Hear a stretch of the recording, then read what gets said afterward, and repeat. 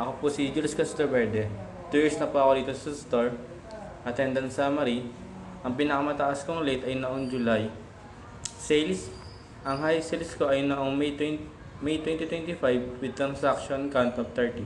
Bulk order last month. Last month, bulk order ko ay merong total of amount of 13,500.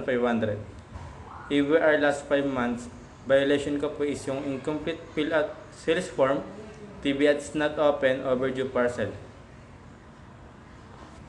Bumaba ang AVR ko last month ng 1. Ang mga AVR ko ay mostly about TV ads not open. Upang maiwasan ito ay buksan palagi ang TV pag open ng store. Active IR. May IR pending ako na isa. Overdue ko dito ay isa rin po. Magagawa ko po ito this week. Workshop record.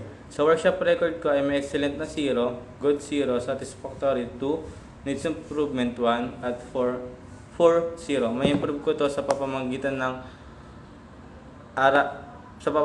aralin yung pag-sales at items pa po natin sa store. Sa CEO worker review naman, meron pa akong passable sa solution oriented, good sa punctuality, dependability, product knowledge, skill, work quantity at core quality. Positive comments sa akin ay masaya kasama, maayos sa workspace. Negative comments po sa akin ay distracted. General comment po ay maasahan sa anumang bagay, lalo na sa production po. Self-awareness ko naman po, ang dapat ko pa may improve ay ang pagsisales. Natuwa ako sa mga nabanggit tungkol sa akin. Yun lang po.